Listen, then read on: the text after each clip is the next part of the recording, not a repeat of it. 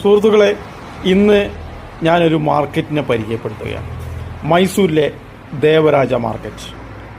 140ഓളം വർഷം പഴക്കമുള്ളതും വടയാർ രാജവംശത്തിലെ 9ാമത്തെ രാജാവ് പണി കഴിപ്പിച്ചതുമാണ് ദേവരാജ മാർക്കറ്റ്. മൈസൂരിലെ ഏറ്റവും പഴക്കം ചെന്ന മാർക്കറ്റുകളിൽ ഒന്നാണ് ദേവരാജ മാർക്കറ്റ്. 1886 ഇത് പണി കഴിപ്പിക്കുന്നത്. ഈ അടുത്ത കാലത്തായി മൈസൂർ കോർപ്പറേഷൻ ഈ മാർക്കറ്റ് പൊളിക്കാൻ തീരുമാനിച്ചിരുന്നു.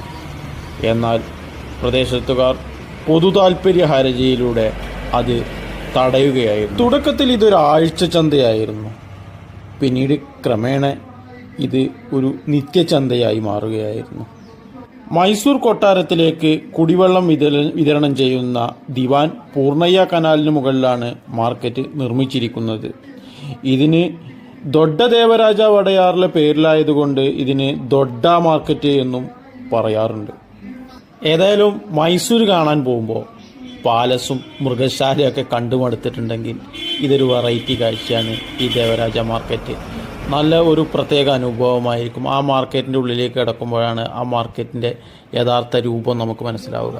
അത്രയ്ക്കും കൃത്യവും വ്യക്തവുമായി അടുക്കി വെച്ച ഓരോരോ മാർക്കറ്റുകളിലെ വെജിറ്റബിൾ ആയാലും ഫ്രൂട്ട്സ് ആയാലും ഓരോ ഏരിയകൾ നീണ്ടു കിടക്കണം. 4 ഏക്കറോളം വരുന്ന സ്ഥലത്താണ് നീണ്ടു കിടക്കുന്ന നിറഞ്ഞു നിൽക്കുന്ന ഈ മാർക്കറ്റുള്ളത്. ഇതൊരിക്കലെങ്കിലും മൈസൂർ പോകുമ്പോൾ ഒന്ന് കാണാൻ ശ്രമിക്കുക.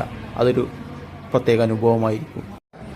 പൗരാണികതയുടെ മട്ടും ഭാവവും ഒത്തിണങ്ങിയ ഈ മാർക്കറ്റ് തുടക്കത്തിൽ ഒരു ആഴ്ചചന്തയാണെങ്കിലും പിന്നീടത് ഒരു നിത്യചന്തയാവുകയും ക്രമേണ അതൊരു വലിയ മാർക്കറ്റായി രൂപാന്തരം പ്രാപിക്കുകയായിരുന്നു.